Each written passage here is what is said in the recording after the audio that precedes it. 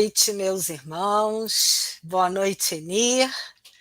Mais uma vez aqui. Hoje são 19 de janeiro de 2025. Hoje temos aqui a live da Enir, que vai ser sobre o sermão profético, Tempo de Vigilância. E vamos aqui cumprimentar os nossos amigos também, que já chegaram. Temos aqui a Leida Brande, boa noite, Leida. Júlio César Carvalho, como vai, meu irmão? Bom ter você aqui. Celinha, minha amiga querida. Maria Araújo, bem-vinda. Edilene Abreu, como vai? Cadê? Eleazar Carvalho, boa noite, meu irmão. Todos um cumprimentando o outro, que legal, o bate-papo aí no chat, isso é bacana. Regina Hampton, feliz semana para você também, minha querida, bom tê-la aqui sempre. Cadê? Quem mais? Alexandre Boechat, como vai? Tudo bem? Então, Enir, boa noite. Boa noite, Patrícia, boa noite a todos. Isso aí. Eu vou fazer uma leitura, farei a prece e já vou passar a palavra para a Enir. Vou fazer a leitura aqui do Sempre Melhor, do José Carlos de Luca, o capítulo 1. Quando estamos em um lugar que nos desagrada e nos provoca algum sofrimento, a solução mais lógica é deixarmos este local. Quando pretendemos chegar a uma cidade ao norte e pegamos a uma estrada do sul, precisamos fazer uma conversão para alcançar a rodovia correta. Na enfermidade ocorre a mesma coisa.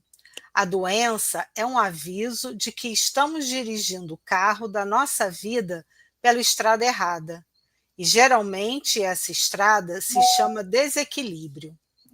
Por isso, não há cura verdadeira sem mudança de estrada, sem uma conversão de nossa parte.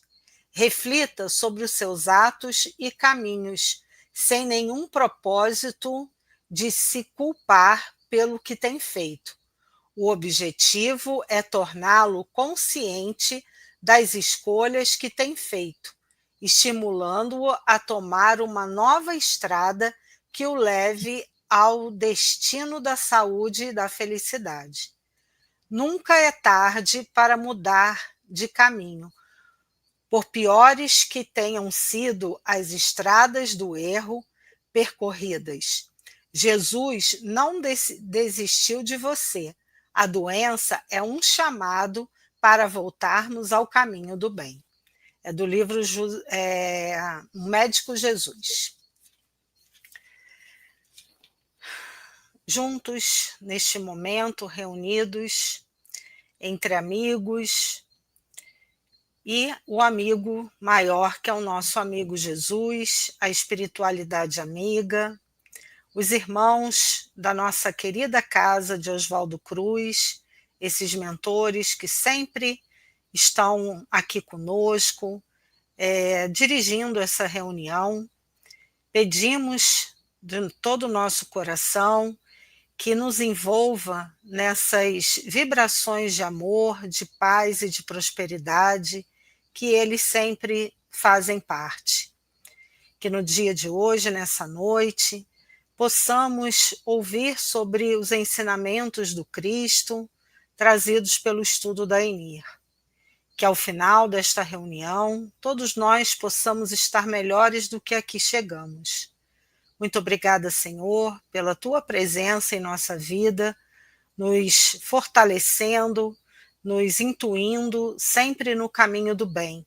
Que possamos, cada dia mais, ter ouvidos para ouvir e olhos para ver esses ensinamentos. Muito obrigado, Senhor, pela Tua presença em nossa vida. Que assim seja. Sim. Então, Enir, chegou aqui o Fábio Foster, quem mais? A Ana Castro. Ana, como vai, minha amiga? A palavra é sua. Obrigada. Gente, boa noite a todos. Como a Patrícia falou no início, nós vamos dar sequência ao sermão Profético, que é um sermão muito interessante. O tema de hoje é vigiar para não ser surpreendido ou tempo de vigilância, tá? Eu passei como tempo de vigilância, mas é a mesma coisa. A gente vai dar sequência ao sermão profético. É importante a gente relembrar que Jesus, quando esteve entre nós, ele proferiu, é claro que de uma forma didática, né? Nós colocamos dessa forma, né? De uma forma didática, 4 sermões de suma importância para todos nós. Um é o Sermão da Montanha, que vai falar do reino de Deus, da implantação do reino de Deus aqui na Terra. Lá tem todo um código de conduta moral para todos nós podermos nos espiritualizarmos e também sairmos dos ciclos reencarnatórios de dor. Nós temos o sermão profético, que é o que nós estamos falando, há já alguns domingos, né, desde o ano passado, que vai falar justamente sobre essa transição planetária, onde o nosso planeta vai deixar de ser um planeta de provas e expiações e vai caminhar numa direção mais espiritualizada. Vai começar a ser um planeta intitulado Mundo de Regeneração, que é um mundo de transição para os mundos felizes, e nós estamos nessa transição, nós estamos deixando a cada dia que passa um mundo de provas e expiações e caminhando para o mundo de regeneração, que vai ser um mundo de muito trabalho. É bom a gente relembrar isso. Se vai ser um mundo melhor, onde já não vai mais haver a predominância do mal, nós não podemos esquecer que nós destruímos e estamos destruindo esse planeta. Então, teremos muita coisa para reconstruir, para reparar, para nortear de uma forma melhor. Então, não vai ser um mundo em que a gente vai estar deitado numa rede, curtindo uma praia, tomando uma aguinha de coco, não. Vai ser um mundo que a gente tem que regaçar as mangas, né, e trabalhar bastante. E Jesus também falou o Sermão do Cenáculo, que é também conhecido como a Última Ceia, foi todo falado só no Evangelho de João. E, por fim, o Sermão dos 8 Ais, que foi dirigido aos escribas, aos fariseus e aos representantes, na atualidade, de todas as religiões, todos aqueles que falam em nome das religiões. Então, é bastante interessante, todos esses sermões de Jesus deixam profundos ensinamentos, como qualquer ensinamento de Jesus, sempre nos levam a profundas reflexões. Nós sabemos, já falamos aqui por diversas vezes entre nós, que o sermão profético, ele foi proferido no Monte das Oliveiras. No Monte das Oliveiras, lá em cima, dava para ver com bastante perfeição a cidade de Jerusalém e o Templo de Jerusalém. Aliás, eu não sei se meu cursor do mouse está aparecendo aí, mas acho que sim, aqui fica o Templo de Jerusalém.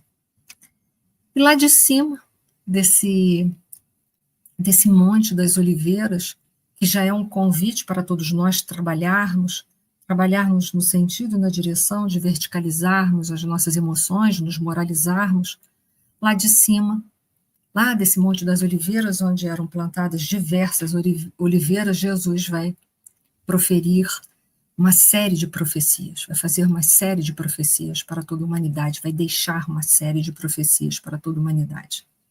E a gente também falou, e é importante a gente relembrar, que as profecias não foram proferidas para se cumprir, mas sim elas foram proferidas como um alerta para toda a humanidade, para que elas não acontecessem, para que nós pudéssemos fazer de uma outra forma. Mas, para fazer de uma outra forma, é preciso que haja muito trabalho, muito amadurecimento psicológico e espiritual da nossa parte para nós podermos fazer. Então, quando Jesus proferiu o sermão profético, né, que era um maktub, né, algo que teria que ser, que acontecer de qualquer forma. Não, ele profere na intenção de alertar a todas as consciências para que as consciências possam se modificar verdadeiramente. Então, lá no Monte das Oliveiras, Jesus vai proferir, e é importante a gente lembrar sempre de um simbolismo, que o produto mais nobre da oliveira chama-se azeite de oliva. E para que o azeite possa ser produzido, a azeitona precisa ser macerada, mostrando que esse processo também precisa acontecer dentro de nós. Nós precisamos transformar e transmutar esse homem velho, esse homem teimoso que ainda habita dentro de nós, que ainda insiste em ser orgulhoso, em ser egoísta, em querer determinar, em querer mandar, determinar leis para Deus. Nós precisamos amadurecer e aceitar as leis de Deus e tentar vivê-las da melhor forma que nós dermos conta. É claro que a gente sabe que no passado nós demos menos conta do que nós estamos dando hoje e acreditamos que futuramente daremos muito mais conta do que estamos dando no momento de agora. Porque tudo isso é um processo, mas a gente precisa dar esse passo. Então, Jesus também nos deixa esse ensinamento. É preciso essa transformação, essa maceração, essa diluição, essa mudança de homem velho para homem novo. Um homem que vai viver muito mais as leis de Deus. E aí sim, o mal vai deixar de prevalecer na terra. Porque o planeta é de provas e expiações, ou de predominância do bem ou do mal, digamos assim, porque os seus habitantes determinam isso. Somos nós que determinamos isso através dos nossos comportamentos. Então é isso que a gente precisa ter noção de que essa transformação depende da gente. Isso aqui é só uma amostra, né, do que a gente já falou e do que a gente ainda vai falar. Hoje a gente está ali no item 7, né, vigiar para não ser surpreendido, ou tempo de vigilância, se a gente seguir a tradução do Novo Testamento através do Haroldo Dutra Dias. Mas se nós seguirmos a Bíblia de Jerusalém, nós vamos ver que a temática é um pouquinho diferente, mas o assunto é o mesmo. É vigiar para não ser surpreendido. E nós já conversamos sobre todos aqueles itens ali para trás, em outras palestras. Está lá no nosso canal da nossa Casa de Oswaldo Cruz, para quem quiser ouvir, discutir, pensar e refletir, enfim. E vamos hoje para o trecho que nos cabe, que é Mateus, capítulo 24, é todo sermão profético, né? Hoje, os versículos que nos compete falar um pouco, trazer um pouco de reflexões, é o de 37 a 44. Eu vou ler e depois a gente vai fazer as nossas reflexões, vocês daí, eu de cá, eu daqui, vocês daí, e o que vocês quiserem colocar aí no chat, por favor, coloque, para a gente poder acrescentar com os conhecimentos de vocês e também falar. Disse assim: e como foi nos dias de Noé, assim será também a vinda do Filho do Homem. Porquanto, assim como nos dias anteriores ao dilúvio, comiam, bebiam, casavam e davam-se em casamento, até o dia em que Noé entrou na arca. E não o perceberam até que veio o dilúvio e os levou a todos. Assim será também a vinda do Filho do Homem. Então, estando dois no campo, será levado um e deixado o outro. Estando dois moendo no moinho, será levada uma e deixada a outra. Vigiai, pois, porque não sabeis a que horas há de vir o vosso Senhor. Mas considerai isto: se o pai de família soubesse a que vigília da noite havia de vir o ladrão, vigiaria e não deixaria minar sua casa. Por isso estai vós apercebidos também, porque o Filho do Homem há de vir a hora em que não penseis. Então, os dois últimos, né, versículos nos deixam uma reflexão muito boa. É claro que se nós soubéssemos em que horário exato a nossa casa poderia sofrer um assalto, nós não permitiríamos que esse assalto acontecesse.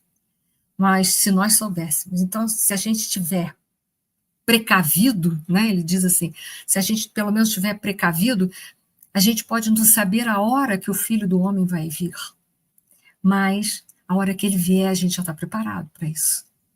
E é por isso que o tema dessa noite é tempo de vigilância, para a gente refletir sobre alguns conteúdos para nos deixar mais introspectivos, para nos deixar uma reflexão, para nos favorecer uma vigilância, uma construção de vigilância dentro de nós, para que quando esse mundo de regeneração estiver implantado, a gente poder ficar e não ser convidado para ser exilado para um outro planeta, como aconteceu com os capelinos.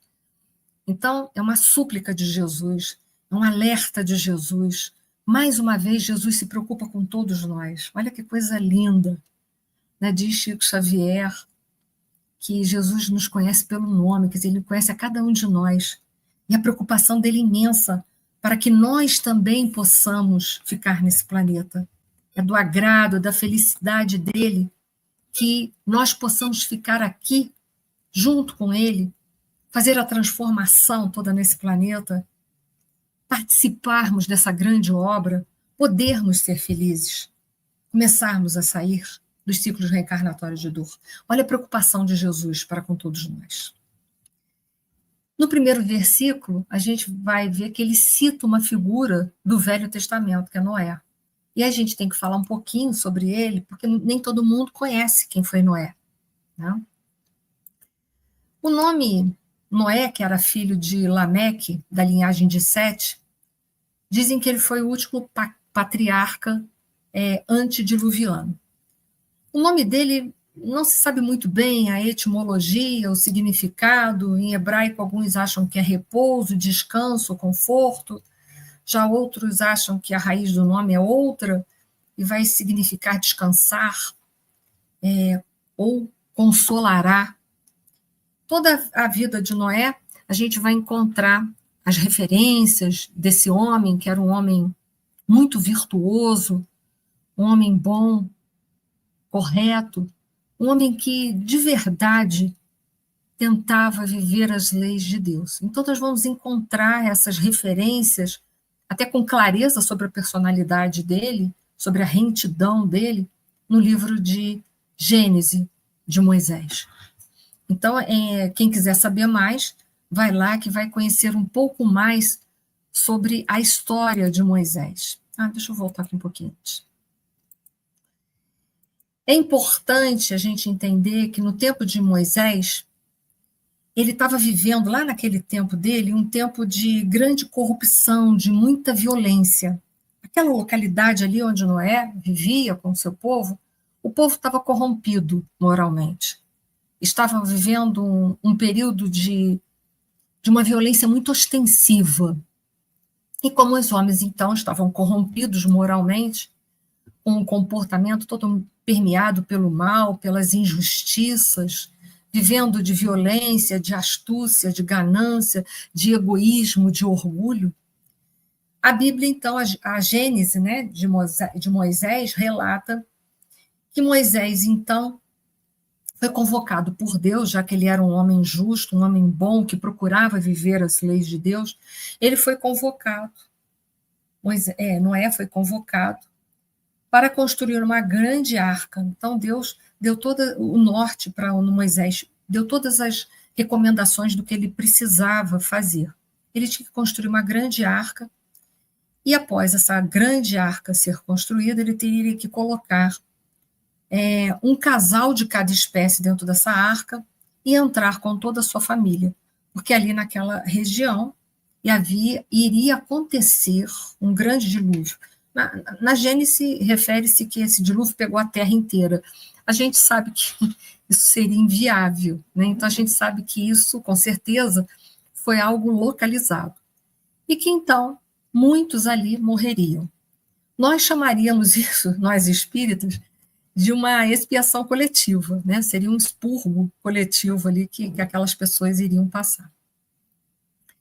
E assim foi feito. Moisés seguiu exatamente as ordens que ele recebeu. Noé, pois é, toda hora eu falo Moisés, né? Edith está aqui do meu lado, ainda bem, Edith, que você está sendo meu corretor. Muito obrigada, viu?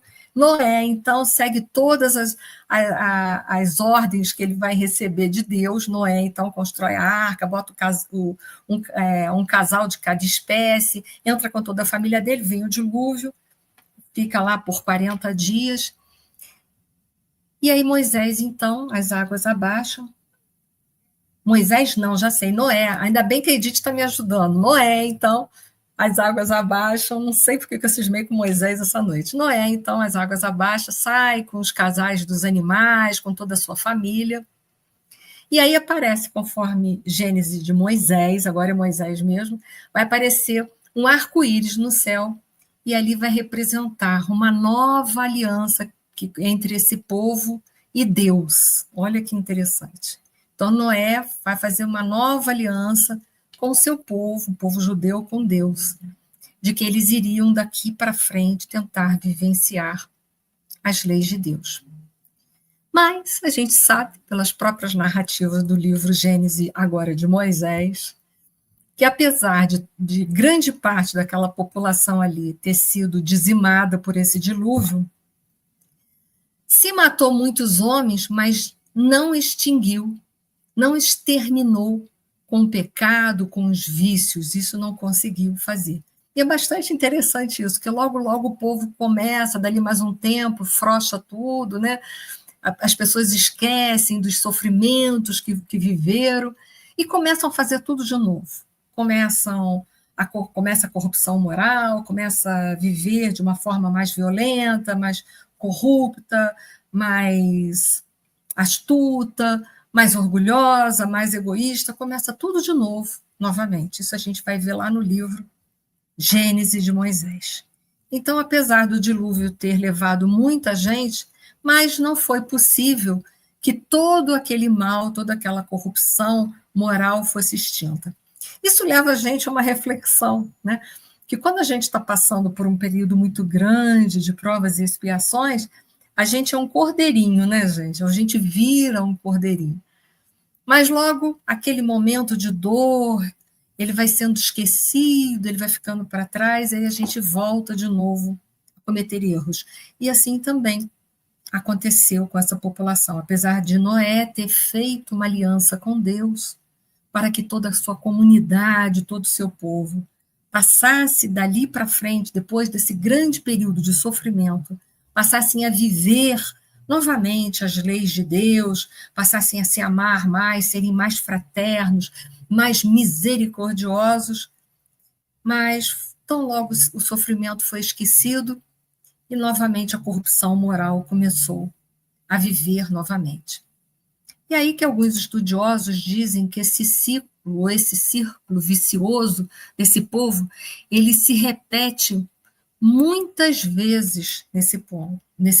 O Haroldo Dutra, no livro Celeiro de Redenção, onde ele vai falar no capítulo 5 da Árvore do Evangelho, fala que esse povo, ele vive esse círculo vicioso desde a criação, que foi criado, lembram lá, Adão e Eva, eles também erram, passam a não viver as leis de Deus. Foi feita também uma aliança adâmica, mas logo, logo eles esquecem o sofrimento porque passaram e começam novamente a viverem a corrupção moral. Aí fazem de novo uma aliança, um pacto, né? Vivem a corrupção, depois de ter feito uma aliança com Deus, ter prometido a ele que agora não, agora eu vou viver de novo as suas leis. Mas eles falham de novo e aí eles passam pelo circuito do exílio, do êxodo, e novamente vão, através da dor, um período de redenção, para tentar chegar ao ponto de início de novo, que é a comunhão com Deus, é a vivência das leis de Deus de novo. Então eles passam, o povo judeu está sempre dentro desse círculo aí, desse círculo vicioso, faz uma aliança, promete agora, depois de um grande sofrimento, que vai viver as leis de Deus, mas logo, logo erra, sofre o exílio, o êxodo, passa por um processo de dor de novo, né? Porque isso tudo é dor, e tenta viver a proposta primeira, que é a vivência das leis de Deus, que é a comunhão com Deus. Mas logo, logo falha, e assim vai, assim vai, assim vai. Isso nos leva a uma reflexão que muitas vezes na vida a gente é assim também. A gente é visitado pela irmã dor, passa um período de grande dor, promete que agora, dali para frente, a gente vai se modificar, né? A gente faz uma nova aliança com Deus, vai tentar viver melhor as suas leis, mas daqui a pouco a gente esquece tudo, começa a viver tudo errado de novo, aí vai sofrendo esse processo interiormente de exílio, de êxodo, tenta se redimir de novo, mas aí cai de novo no erro. Esse processo que acontece com o povo judeu é um processo muito parecido com o que a gente vive na nossa vida. Às vezes são ciclos mais rápidos, não tão longos quanto a gente vê nesse povo, mas às vezes a gente vive isso.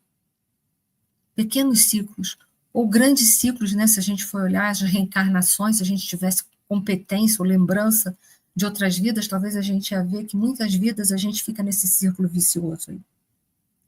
Então é hora de reforma. E aí, só lembrando que esse povo passou por esse círculo vicioso várias vezes e realizou dessas diversas vezes em que a dor foi visitar eles, a gente vai ver a aliança adâmica, quando Adão e Eva foram expulsos do paraíso, porque novamente desrespeitou as leis de Deus, a aliança com Noé, que foi citada aí por Jesus, essa parte do sermão profético, a aliança com Abraão, com Isaac, Jacó, com Moisés.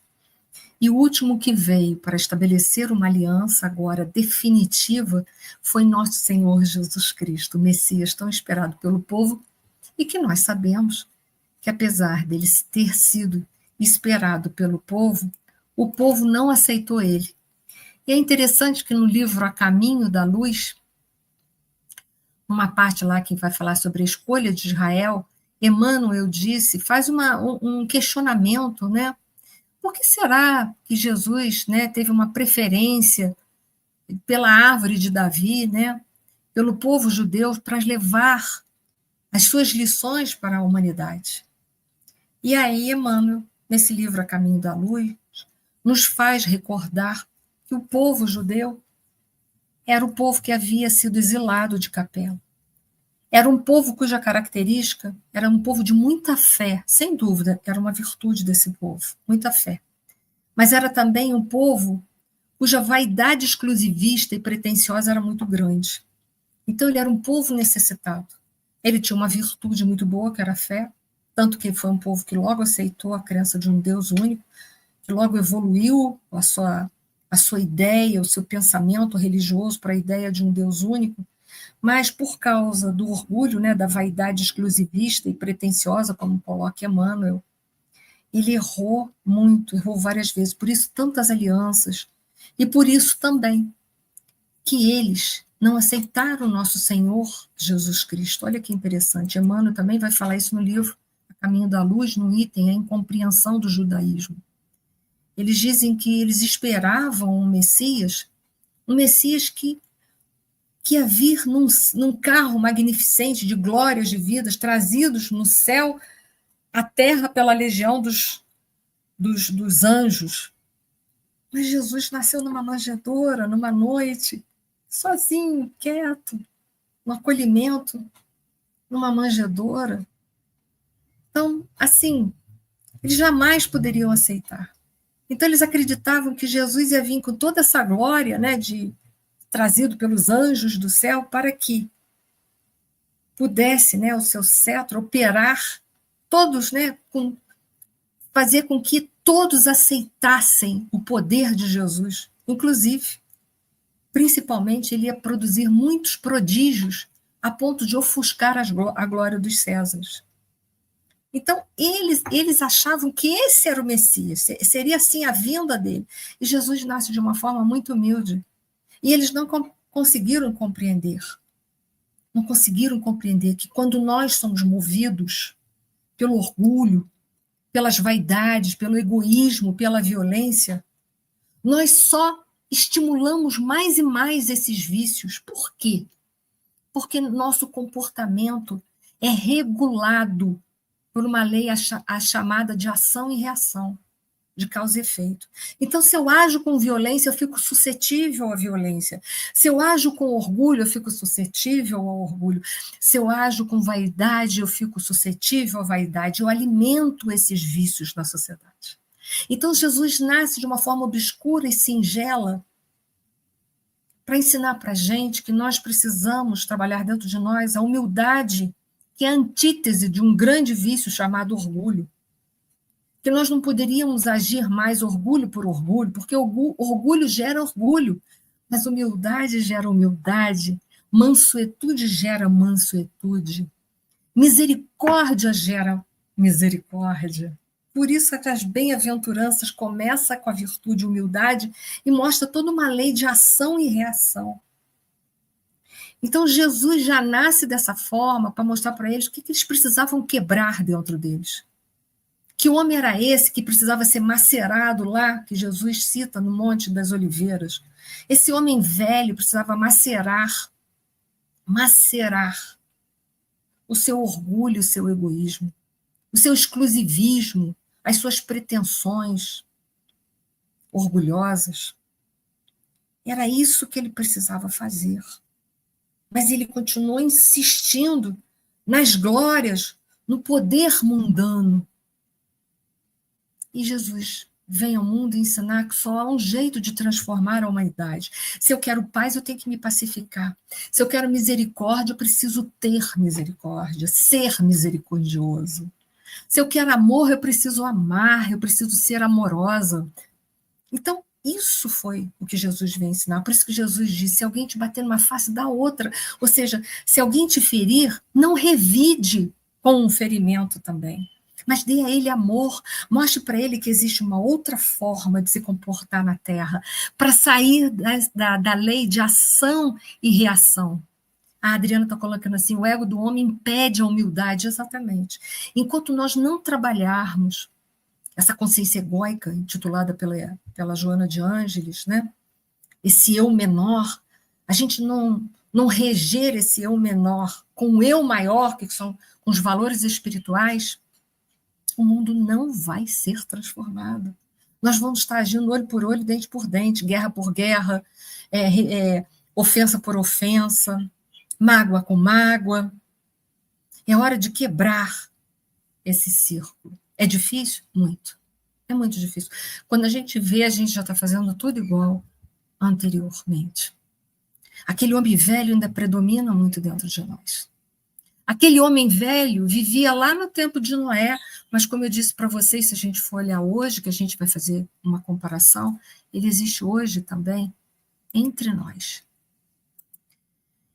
Então, diz Emmanuel, apesar da crença fervorosa e sincera, Israel não sabia que toda salvação tem de começar no íntimo de cada um.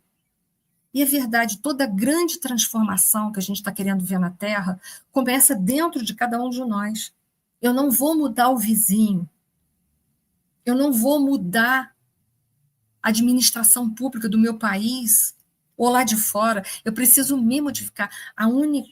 O único poder que eu tenho de mudança interna, de automudança.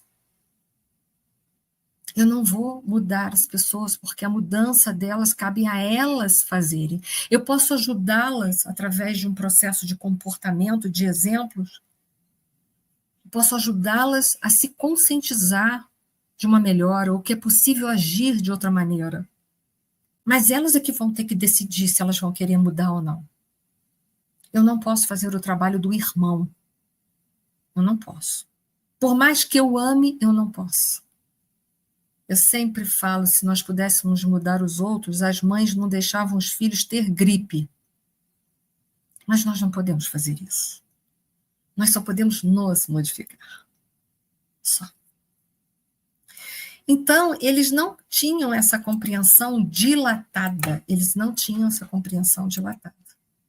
Mas Emmanuel deixa uma profecia nesse livro, A Caminho da Luz. Ele diz assim, eu quero ler para vocês. Novos conhecimentos dimanam do céu para o coração dos seus patriarcas. Novos conhecimentos dimanam do céu, vem da espiritualidade, para o coração dos seus patriarcas, do patriarca do povo judeu. E não tardará muito tempo para que vejamos os judeus compreendendo integralmente a missão sublime do verdadeiro cristianismo e aliando-se a todos os povos da terra para a caminhada salvadora, em busca da edificação de um mundo melhor. Então não vai demorar muito, a gente vai ver eles vivenciando o cristianismo. E digo a vocês, sabe de como é que é feito isso? Através da reencarnação. Você vai, vem, você vem, reencarna pessoas de outras culturas, que vieram de outras culturas dentro do povo judeu, e vai começando a trazer conhecimentos, esclarecimentos para que eles possam aceitar.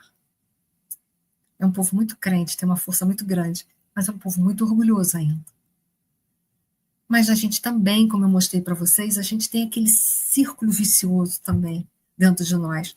E que é com a reencarnação que a gente vai sair daquele círculo vicioso. A gente finalmente vai alcançar nossa comunhão com o Pai, nossa aliança definitiva, através dos ensinamentos de Jesus. Nós não estamos, nem somos diferentes deles. Também quem garante que já não fomos judeus em outras vidas? Então, que a gente não venha maldizer nada nem ninguém, porque a gente não sabe de todas as nossas vidas. Né? Então, é interessante, deixa eu ver aqui qual é o próximo slide, eu vou ficar aqui mais um pouquinho.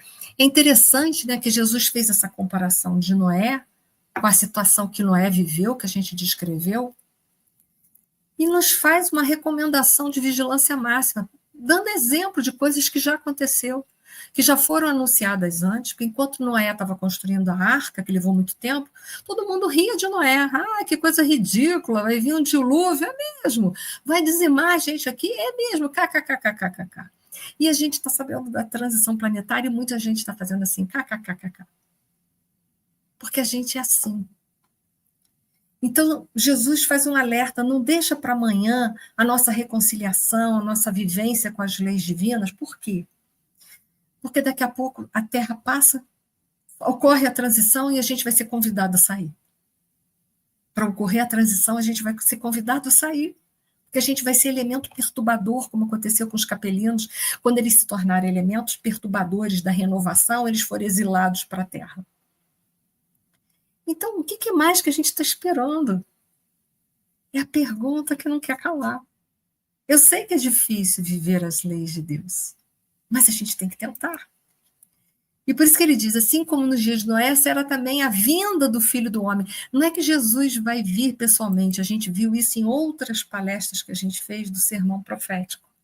A gente viu que tem lá 2 artigos da Revista Espírita de 1868, intitulados Os Messias do Espiritismo e os Espíritos Marcados, em que lá fala que muitos espíritos que são chamados na revista de Messias, que são espíritos puros, reencarnarão na Terra para ajudar a gente a fazer essa transição. Muitos espíritos missionários reencarnarão na Terra para ajudar a gente a fazer essa transição, apesar de que os missionários ainda podem falhar. Muitos espíritos superiores também reencarnarão na Terra ajudando a gente nessa transição, mas também, se são superiores, são falíveis, né? São passíveis de falir, né? Mas que virão, pelo menos, uma grande quantidade de espíritos puros que vão nos ajudar a alavancar. Então, olha aí de novo a misericórdia de Deus na nossa vida, nos ajudando a trabalhar o orgulho e o egoísmo, que é isso que é o nosso entrave, que não deixa a gente mudar, porque a gente quer sempre ganhar as opiniões, quer ter razão, quer que a nossa razão prevaleça, que a nossa verdade seja única, mas a nossa verdade é apenas um ponto de vista, e um ponto de vista a gente sabe que é a vista num ponto. Então, ele tem essa preocupação, vai enviar espíritos, é Jesus enviando, em nome de Deus, para nos ajudar, porque Jesus nos ama. E nem assim a gente, parece que a gente quer ceder, né? Que coisa difícil. E aí a passagem vai dizer que nós viveremos os períodos de violência como viveu Moisés.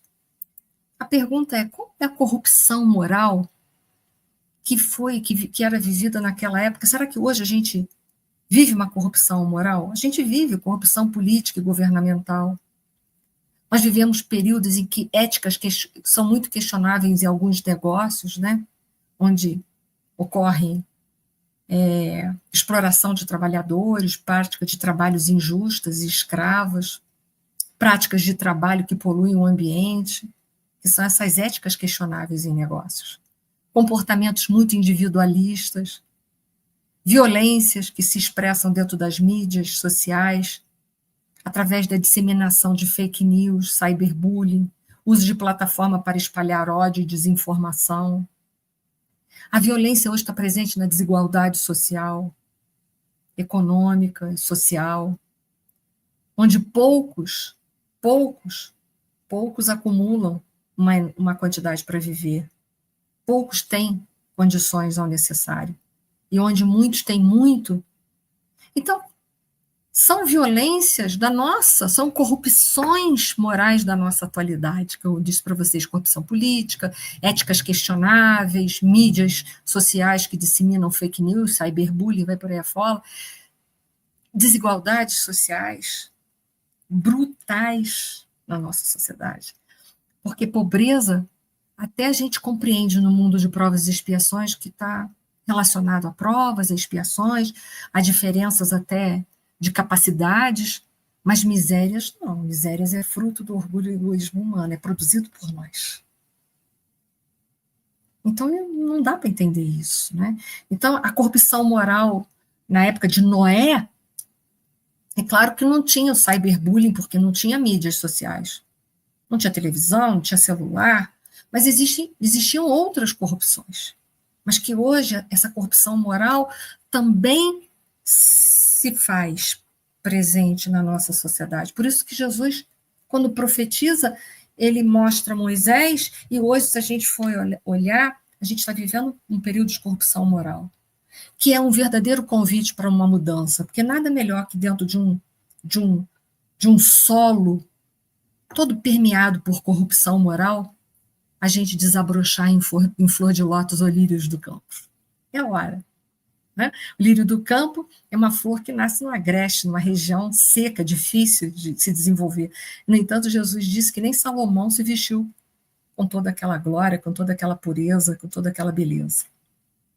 E a flor de lótus, ela nasce no pântano, e apesar de todas as impurezas do pântano, ela ajuda a purificar o pântano com suas próprias funções, né, de planta, e ainda desabrocha, mostrando toda a sua beleza para encantar os nossos olhos e apaziguar os nossos corações. Então, aqui é o meio certo para a gente desenvolver toda a moralidade de que precisamos desenvolver. Né? Interessante isso, a gente vai olhando e vai pensando sobre essas violências. Né? Vamos dar um pulinho mais à frente, que eu estou com poucos minutos, eu vou falando, e vou me distraindo às vezes. Explorando mais alguns simbolismos dessa passagem, que é bastante interessante. É interessante a gente ver que tem um ponto ali, que ele fala assim, porquanto, assim como, que é o versículo 38, que vocês podem consultar aí na telinha, porquanto, assim como nos dias anteriores ao dilúvio de Noé, as pessoas comiam, bebiam, casavam, davam-se a casamento, até o dia em que Noé entrou na arca, e aí as pessoas perceberam, ele entrou na arca, está chovendo muito, está alagando tudo, está inundando tudo, está acabando com tudo. Assim também vai ser a vinda do Filho do Homem. E aí a gente fica pensando, comer, beber. As pessoas casavam e se davam ao casamento. E aí a gente pode fazer uma comparação com aqueles que gostam de estudar as obras de André Luiz, e que já estudou comigo um livro do Mundo Maior, em que André Luiz vai falar da casa mental. É interessante que lá vai falar que toda a nossa mente, onde está lá todo o nosso comportamento, a nossa bagagem, os nossos conhecimentos bons e ruins, a nossa bagagem boa e ruim, ela deságua, vai desaguar no cérebro físico, onde o André Luiz nos fala, e essa mente, ela é que deságua no corpo físico, porque para nós espíritas é importante relatar para alguns que podem estar nos escutando e não sabem, né, não são espíritas. O cérebro é para nós instrumento, porque a mente se encontra no espírito. Então, para nós, o cérebro é apenas um instrumento da mente, do espírito. Então, a mente, para nós, não está no cérebro, e sim no espírito. Então, a nossa mente, que traz toda a nossa bagagem, nosso comportamento, permeado pelas nossas moralidades ou amoralidades, essa mente vai desaguar, segundo André Luiz, no nosso corpo físico, em 3 estruturas que vão representar cada uma delas. Eu vou falar isso aqui muito rapidamente, né, só para a gente fazer uma comparação. A parte maior, ou mais relacionada aos nossos instintos, aos nossos hábitos automáticos, às nossas amoralidades ou imoralidades, elas vão se situar no primeiro andar ou no porão. Então, a nossa mente vai desaguar numa estrutura cerebral chamada tronco cerebral. Então, isso é só uma comparação que ele faz. Então, tudo aquilo que a gente traz ainda de imperfeições vai estar no porão da nossa mente. Mas a nossa mente tem um segundo andar, que é chamado de cérebro emocional, ou que é ligado ao sistema límbico, né? E tem também uma parte mais alta da nossa mente, que representam conquistas superiores, porque nós também temos conquistas superiores, ou podemos continuar a desenvolvê-las nessa vida, que vai desaguar, né, no cérebro racional ou no cérebro frontal. Então, André Luiz, eu vou passando aqui para vocês, vou dar uma explicação para a gente. Deixa eu ver se aqui eu passo, vou passar aqui mais um pouquinho, deixa eu ver. Não, é para cá mesmo. Vou me falar tudo o que está aqui. Ele fala que no nosso primeiro andar, que é lá o nosso porão, né? Lá no primeiro andar, no porão, é onde estão todos os nossos impulsos automáticos, os nossos instintos,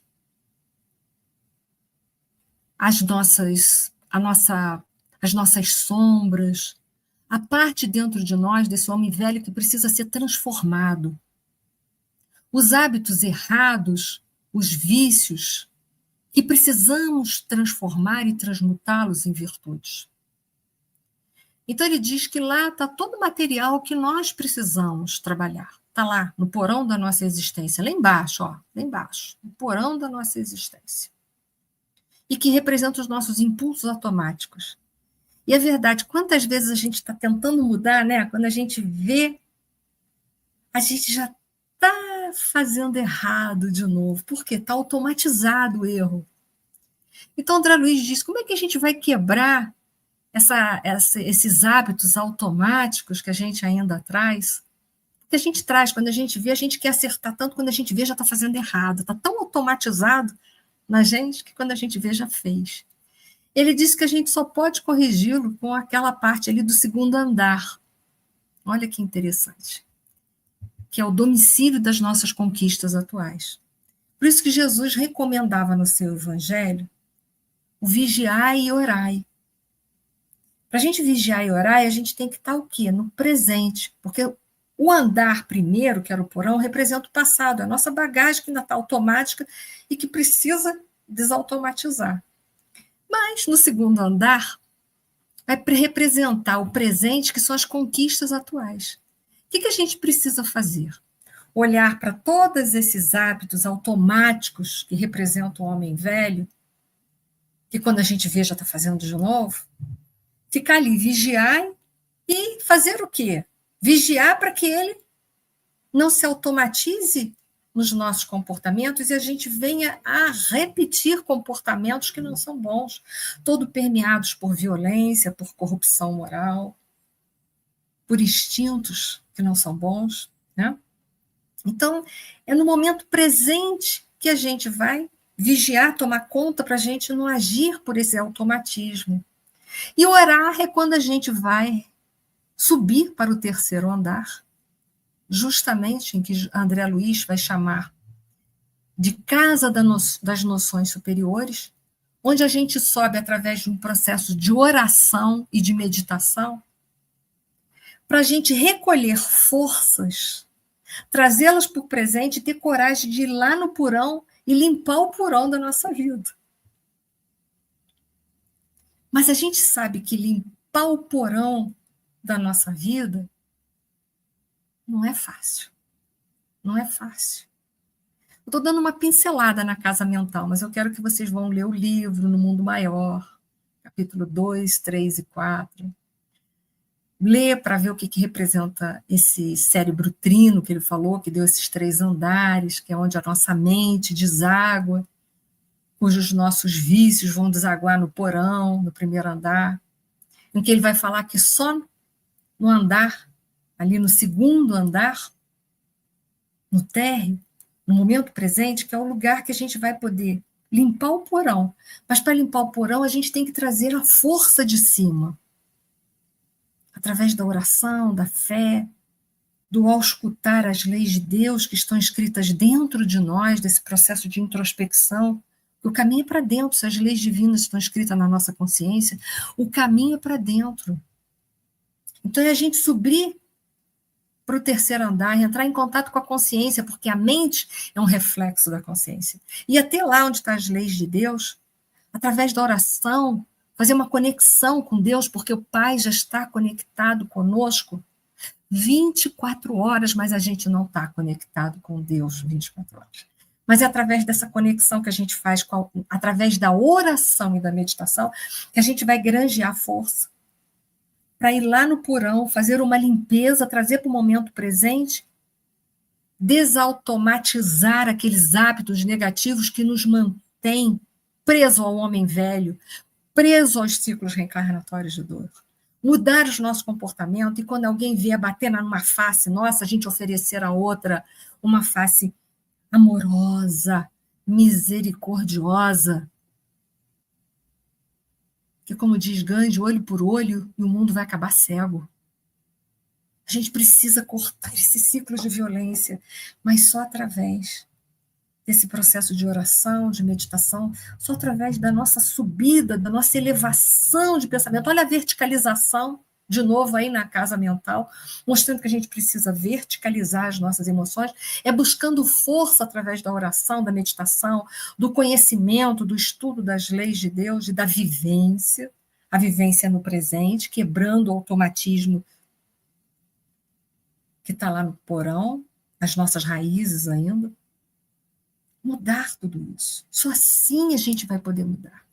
E aí sim, a gente vai entender essa passagem de Jesus, que quando ele fala assim, comiam, vou botar aqui na passagem de novo, peraí, vamos lá. No 38, portanto, daqueles dias anteriores ao dilúvio, que veio purificar a face da terra, né, através do sofrimento, porque a dor há de vir realizar a obra que não foi possível ao amor edificar por si só, diz Emmanuel. Os homens comiam e bebiam, ou seja, viviam para comer e beber, e não comiam e bebiam para viver. Estavam presos no porão das suas existências, presos à vida material, à vida instintiva, e nós precisamos nos espiritualizar, porque a nossa vida real é a vida espiritual. Nós somos seres espirituais tendo uma experiência aqui na Terra para nos espiritualizarmos ainda mais, e não seres materiais tendo uma experiência espiritual. Nós somos seres espirituais, passando por essa dimensão para evoluir ainda mais. Então as pessoas comiam e bebiam, viviam só para a vida material. Esqueceram que comer e beber é só para manter-se vivo, mas isso era o objetivo da vida daquelas pessoas na época de Noé, e muito agora a gente ainda está vivendo muito para mamão. Casavam e se davam para casamento, ou seja, suas ligações eram só pelos instintos, pelos interesses pessoais, e não através dos laços duradouros que são feitos através do amor verdadeiro, do amor a si mesmo, do amor ao próximo, para chegar ao amor a Deus. Então é um convite, por isso que Jesus cita todas essas coisas, saiam do porão das suas existências. Verticalizem, que é o convite do sermão profético que foi proferido também num monte chamado Mas Montes Oliveiras. Macere, através da casa mental do segundo andar, do momento presente, macere esse homem velho, transformando os vícios em azeite de oliva, em coisas boas, transformando e transmutando o homem velho num homem novo. É convite de Jesus para nós no século XXI. É um convite de Jesus para nós no século XXI. Então ele diz, continuando no versículo 40 e 41. Então, estando dois no campo, serão levado um e deixado o outro. É um momento de discernimento, de separação do joio do trigo. O que não prestar mais vai ser levado. O que não puder prestar mais, que eu quero dizer, no sentido de que o que não se adequar às leis de Deus vai ser levado. Por isso, os dois que estiverem no campo, um será levado, outro será deixado. Dois que estiverem no moinho, um será levado e outro será deixado. É um momento de discernimento, de separação, que ele falou na parábola do joio e do trigo, que será feito pelos espíritos superiores, os espíritos puros, que só eles, somente eles, têm capacidade de separar o joio do trigo. Só. E aí ocorrerá-se a separação definitiva. E já pensou, se alguém que a gente tanto ama for joio? Que dor, que dor, que dor, que dor. Então vamos nos modificar, vamos ajudar aqueles que a gente tanto ama a se modificar também através dos nossos exemplos, da nossa vivência. Vai ser difícil? É difícil? É. Mas é necessário. É necessário. O convite já foi feito há muito mais do que 2000 anos passados. Não é possível. Não é possível que a gente não vá conseguir. O convite que foi feito há mais de 2000 anos passado foi um convite que está lá também no Evangelho segundo o Espiritismo, em que diz que no início o homem era somente instinto, olha lá o primeiro andar, quanto mais avançado e corrompido, sensações, é o amor de troca, de interesse, quanto mais instruído e depurado, os sentimentos, e o ponto delicado, o ponto máximo dos sentimentos é o amor. O convite para amar foi feito há mais de 2000 anos. O amor é o único instrumento que vai poder nos transformar e nos permitir ficar no mundo de regeneração. Não há outro instrumento. Não adianta a gente ir para as redes sociais e fazer uma briga, uma guerra lá nas redes sociais. Só o amor é que vai transformar a humanidade. Não há mais nenhum outro instrumento capaz de modificar. Então, é tempo de vigilância, porque o convite para amar já foi feito há mais de 2000 anos para todos nós. E que nós possamos ter muita coragem para nos amar e amar o próximo. E que nós todos que estamos aqui ligados hoje, e que nos conhecemos ou não nos conhecemos, que nós possamos nos dar a mão para amar, porque amar é muito difícil, requer muita coragem, requer muita renúncia de si próprio. Que a gente possa se dar as mãos. E quando um estiver caindo, que a gente estenda a mão e puxa o outro, não deixa o outro ir, não. Não deixa, não. Vamos amar. Vamos amar. Vamos amar. O convite, então, já foi feito. Então, meus amigos, essa era a mensagem que eu deixo para vocês, fruto dos meus estudos e fruto das minhas reflexões e da minha tentativa de vivência também. Deixo e reparto com vocês. Uma noite de paz e luz para todos. Muito obrigado, Eni, pelas suas reflexões. E realmente não é fácil, né? É um caminho bem pedregoso, bem difícil, mas nunca impossível, porque nós tivemos um grande exemplo entre nós, que foi nosso Senhor Jesus Cristo. E Ele nos trouxe os seus exemplos e não nos abandonou, continua conosco para que a gente consiga superar tudo isso, né? Quero agradecer aqui a presença de todos vocês. Chegou aqui depois a Renata Leonardo, que acho que eu não falei, a Marli, a Sônia Félix, R. Teixeira, a Adriana, a Nélia e todos os outros que... Luizinho também, vi aqui Luizinho. Bem-vindo, Luizinho. Ainda não tinha visto Luizinho por aqui. Muito bem-vindo. Muito obrigado, Eni, que a gente possa ter essa semana, né, que se inicia no dia de hoje, para refletir sobre tudo isso e nos esforçar verdadeiramente, né, para fazer a nossa parte como seres que somos desse planeta que nos acolhe com tanto amor e com tanto carinho. Você pode fazer a nossa prece de encerramento, por favor? Posso sim, obrigada, Patrícia. Então vamos aproveitar, nos unir ainda mais nesses laços de amor, dessas vibrações de nosso Senhor Jesus Cristo. Senhor Deus, que é o nosso Pai, Jesus, que é o nosso mestre querido, nosso modelo e guia, nosso irmão maior. Nós só temos que te agradecer por tanto amor. Todas as tuas palavras, elas exalam o amor que o Senhor tem por todos nós.